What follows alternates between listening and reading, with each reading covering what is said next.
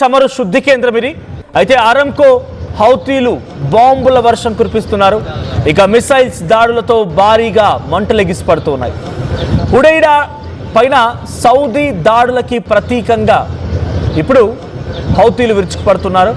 Yemen పై దిగ్బంధనం ఎత్తేసే వరకు కూడా ఎర్ర సముద్రంపై నౌకలని అడ్డుకుంటామని హౌతీలు చెప్తున్నారు. తాజా పరిణామాలతో ప్రపంచ చమురు సరఫరాకి మళ్ళీ ముప్పు వాటిల్లింది. So Aramco it's biggest oil refinery stationary, చాలా పెద్ద రిఫైనరీ స్టేషన్. సో ఆరంకో దగ్గర జరిగినటువంటి ఈ దాడి పైన ఇప్పుడు సౌదీ కూడా సీరియస్గా ఉంది. సో సౌదీ చేస్తున్నటువంటి ఇంకో మాట ఏంటంటే, మీరు ఎటువంటి నౌకలను తీసుకొని రెడ్ సీ వెంట బాబెల్ మండి దగ్గరికి వచ్చిన వాటిని అడ్డుకుంటాం, పేల్ చేస్తామని చెప్తున్నారు. సో యెమెన్కి చెందినటువంటి ఇరాన్ మద్దతు సంస్థనే హౌతీల తిరుగుబాటు. సో 48 గంటల్లో సౌదీ అరేబియాలోని సౌదీ ఆరంకో చమురు కేంద్రాలు లక్ష్యంగా చేసుకొని క్షిపణులు, డ్రోన్లతో దాడులు చేసింది. సో ఈ దాడులు ముఖ్యంగా జీజాన్ అండ్ యాన్బు ఈ ప్రాంతాల్లోని చమురు మౌలిక వస్తువులను లక్ష్యంగా చేసుకొని హౌతీలు ఈ దాడికి పాల్పడ్డారు. అంటే జీజాన్ అండ్ యాన్బు ఈ రెండు కూడా పోర్ట్ ఏరియాస్, సౌదీలోని రెండు పోర్ట్ ఏరియాలు. దానికి సమీపంగా ఉన్నటువంటి మౌలిక ఇన్ఫ్రాస్ట్రక్చర్ దగ్గరనే ఈ దాడులు కొనసాగాయి. అయితే హౌతీల ప్రకారంగా హుదియాద్ అనేటువంటి ఈ ప్రాంతంలో, యెమెన్లో ఉన్నటువంటి ప్రాంతంలో సౌదీలు వైమానిక దాడులు జరిపారంట. దానికి ప్రతీకారంగానే దాడులు చేస్తున్నామనేది హౌతీలు చెప్తున్నమాట. సౌదీ సంబంధించినటువంటి బేసిక్ ఆయిల్ ఇన్ఫ్రాస్ట్రక్చర్కి సంబంధించిన విషయంలో వాళ్ళ యొక్క ఎక్స్పోర్ట్స్ దెబ్బతీయడం కూడా టార్గెట్గా పెట్టుకుంది ఇప్పుడు హౌతీలు. ఒకసారి ఆరంకో దగ్గర జరిగినటువంటి దాడికి సంబంధించిన దృశ్యాలను చూద్దాం.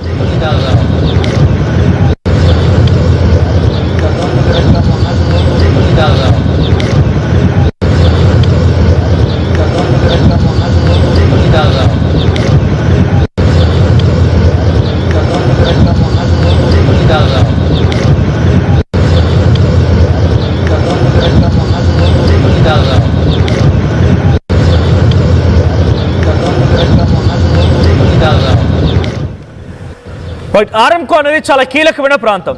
ఆయిల్ రిఫైనరీ స్టేషన్స్లో అతిపెద్ద రిఫైనరీ స్టేషన్లో ఒకటిగా నమోదైంది ఆరంకో. సౌదీలోని ఆరంకో రిఫైనరీ స్టేషన్ పైన ఎప్పుడైతే హౌతీ అటాక్ చేశారో సౌదీ కూడా రిటిలియేట్ చేయడం మొదలుపెట్టింది. కానీ ఇంకా అక్కడ నష్టానికి సంబంధించి అధికారిక అంచనాలు మాత్రం ఇంకా వెల్లడించలేదు. సో ప్రస్తుతానికి సౌదీపై అటాక్ని యెమెన్స్ ఉన్నటువంటి హౌతీలు ఏం చెప్తున్నారంటే, మరి ఎప్పుడైతే హుదియాదా అనేటువంటి మా ప్రాంతం పైన, అంటే హౌతీలకు సంబంధించినటువంటి ఆ యెమెన్ ప్రాంతంలో ఉన్నటువంటి ఆ కీలక స్పాట్ పైన ఎప్పుడైతే వైమానిక దాడులకి సౌదీ పాల్పడింది, దానికి ప్రతీకారంగానే ఈ దాడులు మేము చేపడుతున్నాం అనేది హౌతీలు చెప్తున్నమాట. అయితే దీనిలో రెండు కీలకమైన పోర్ట్లు, ఒకటి జీజాన్ అండ్ యాన్బు. ఈ రెండు పోర్ట్లకి డైరెక్ట్గా సౌదీలో ఉన్నటువంటి వివిధ ప్రాంతాల నుంచి, ఆయిల్ రిఫైనరీ స్టేషన్ నుంచి, గ్యాస్ స్టేషన్ నుంచి కనెక్టివిటీ ఉంటుంది.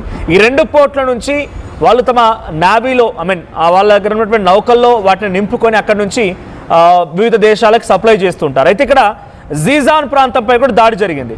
సో ఆరంకో చమురుకు సంబంధించినటువంటి నిల్వలు రిఫైనరీ ప్రాంతం లక్ష్యంగా మారింది. ఇది అదే ఎక్కడైతే ఆరంకో దగ్గర రిఫైనరీ అనేటువంటి ఆయిల్ మొత్తం కూడా ఇక్కడికి సప్లై అవుతుంది through pipelines or whatever transportation system. ఇక్కడ రిజర్వ్ చేస్తారు, వెంటనే వచ్చి ఇక్కడ రిజర్వ్స్ అవ్వగానే లోడ్ చేసుకొని వేరే వేరే నౌకల ద్వారా వివిధ దేశాలకి వాళ్ళు ఎక్స్పోర్ట్ చేస్తున్నారు. అయితే ఇక్కడ ఈ జీజాని టార్గెట్ చేయడం, డైరెక్ట్గా ఆరంకో యొక్క ఎక్స్పోర్ట్స్ దెబ్బతీయడమే. ఇది మొదటగా కొంత అగ్ని ప్రమాదంలా మనకు కనిపించినప్పటికీ వీడియోలో ఇది అగ్ని ప్రమాదం కాదు, మిస్సైల్ డ్రోన్లతో హౌతీలు అటాక్ చేసిన విధానమే. మరి హౌతీలకి మిస్సైల్ డ్రోన్లు ఏడొచ్చాయి? అవి ఒక మిలిటెంట్ గ్రూప్. ఆ మిలిటెంట్ గ్రూప్ ఎలా వచ్చాయనంటే, ఇరాన్ యొక్క మద్దతు మూలంగానే హౌతీలు ఈ స్థాయిలో బలాన్ని సమకూర్చుకోగలుగుతున్నారనేది Saudi or Gulf countries or Israel, America భావిస్తున్నటువంటి ఒక మాట. నిజానికి హౌతీలే ఇరాన్కి అతిపెద్ద బలం.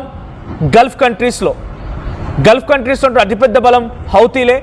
యెమెన్ దేశంలో ఉన్నటువంటి ఆ హౌతీలే ఇప్పుడు రెడ్ సీ బాబెల్ మండి దగ్గర ఇప్పుడు ఎటువంటి నౌకల యొక్క ప్రయాణం కోసం రానివ్వకుండా యాజ్ జలసంధి స్ట్రైట్ ఆఫ్ హార్ముజ్ ఏ రకంగా అయితే మూతవేయబడిందో, బాబెల్ మండెబ్ అనేటువంటి ఆ జలసంధిని కూడా యెమెన్స్లో ఉన్నటువంటి హౌతీలు మిలిటెంట్ గ్రూప్సే కంట్రోల్లోకి తీసుకున్నారు.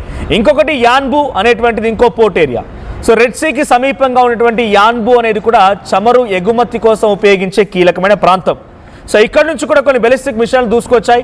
సౌదీకి సంబంధించి వైమానిక రక్షణ వ్యవస్థల్ని అడ్డుకున్నట్లుగా నివేదికలు కూడా పేర్కొంటున్నాయంట. అంటే ఇతర దేశాల్లో హౌతీల నుంచి వచ్చినటువంటి ఆ డ్రోన్లు మిసైల్ అన్నీ కూడా యాన్బు ప్రాంతాన్ని కూడా చుట్టుముట్టి అక్కడ కూడా భయంకరమైనటువంటి దాడులకు పాల్పడ్డారు. అయితే సౌదీ అరేబియాకు సంబంధించి మరి రియాక్షన్ ఏంటి? సో ఇప్పటివరకు హుదైదా అండ్ మారిబ్ అల్జాఫ్ ప్రాంతాల్లో ప్రతిదాడులను కూడా సౌదీ మొదలుపెట్టింది. సేమ్ హౌతీల లక్ష్యంగా హౌతీలు ఉన్నటువంటి ప్రాంతం హుదైదా, మారిబ్, అల్జాఫ్ ఈ 3 ప్రాంతాలపైన కూడా మళ్ళీ సౌదీ అరేబియా దాడులు మొదలుపెట్టింది. 2022 తర్వాత అంటే సుమారుగా 2022 తర్వాత సౌదీ హౌతీల మధ్య ఘర్షణ వాతావరణంలో ఇది అతిపెద్ద స్థాయిలో జరిగినటువంటి ఘర్షణ వాతావరణం అనేది ఇప్పుడు ఇంటర్నేషనల్ ఎక్స్పర్ట్స్ అండ్ యుద్ధాన్ని నిశ్చితంగా గమనిస్తున్నటువంటి పలు కథనాల్లో వస్తూ ఉన్నమాట. 2022 తర్వాత నుంచి ఇది అతిపెద్ద అటాక్ ఆరంకో అండ్ యాన్బు జియాన్జు పైన అటాక్ చేయడం అనేది. ఇంకొకటి ప్రస్తుతం ప్రపంచంపై ఈ కుప్పకూడంతో ఎటువంటి ప్రభావం పడుతుంది? మరి ఆరంకో ఇంటర్నేషనల్ రిఫైనరీ స్టేషన్ కుప్పకూలిపోవడంతో ఎటువంటి ఎఫెక్ట్ ఉంటుందన్నప్పుడు యాన్బు జీజాన్ రెండు కూడా సౌదీకి సంబంధించినటువంటి oil reserve stations. So Hormuz జలసంధిలో ఇప్పుడు మరింతగా ఉధృతలు కొనసాగుతున్న నేపథ్యంలో ఈ అటాక్ని కూడా సరికొత్తమైనటువంటి ఆందోళన రేకెత్తిస్తూ ఉన్నాయి. అంతర్జాతీయంగా ఇప్పుడు మళ్ళీ ఆయిల్ రేట్స్ భయంకరంగా పెరిగే అవకాశం ఉంది. సో ఇప్పటికే చాలా పెద్ద ఎత్తున ఆయిల్ రేట్స్ పెరగడంతో పాటుగా డెఫిషియన్సీ వస్తుంది. కొన్ని దేశాల్లో ఆల్టర్నేట్ రూట్స్ ఎంచుకోవాల్సి వస్తుంది. ఇంకో మార్గాన్ని వాళ్ళు చూడాల్సిన పరిస్థితి వస్తుంది. ఇవన్నీ కొనసాగుతున్న తరంలో మళ్ళీ ఆరంకో